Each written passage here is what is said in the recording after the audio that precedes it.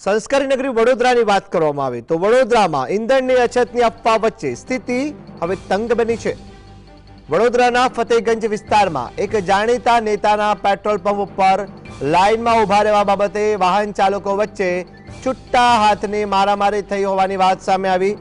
કલાકો સુધી રાહ જોયા બાદ લોકો પોતાનો સંયમ ગુમાવી રહ્યા છે અને જેને લઈને કેટલાક લોકો વચ્ચે छुट्टा हाथनी मारामारीनी घटना बनवा पामी हती। पेट्रोल पंप पर आ बनाव बन्यो अने जेनो विडियो सोशल मीडिया पर वायरल थई रह्यो छे।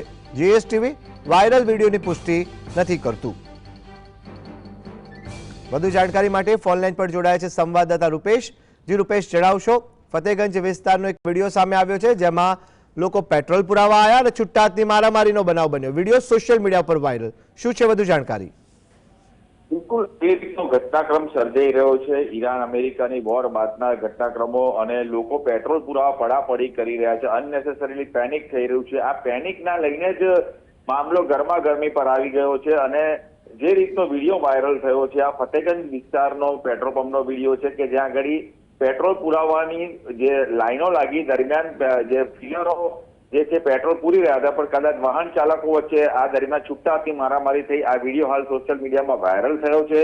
जो के मारामारी कई वातने लईने थई ते जाणी शकायुं नथी। जीएसटीवी आ विडियोनी हाल पुष्टि नथी करतुं पण जे प्रमाणेनो घटनाक्रमो एक पछी एक सर्जाई रह्या छे। पेट्रोल पंप पर लांबी लाइनो, लांबी कतारो, वाहन चालकोमां रोष, आ एक प्रकारનું જે વાતાવરણ ઊભું થઈ રહ્યું છે એ ચોક્કસ ચિંતાજનક જરૂર હોઈ શકે છે પણ સરકાર કઈ રીતે ગભરાવાની જરૂર નથી પણ આ મારામારી ઘણું બધું કહી જાય છે। જી રૂપેશ, એક પ્રશ્ન ઉપસ્થિત થાય છે, વડોદરાની વાત કરી રહ્યા છે। અગાઉ 2 દિવસ પહેલાની જો વાત કરવામાં આવે તો સાદું પેટ્રોલ અને પ્રીમિયમ પેટ્રોલ એ બંને લઈને પણ બાબત સામે આવી હતી। એ માટે શું માનવું છે આપનું?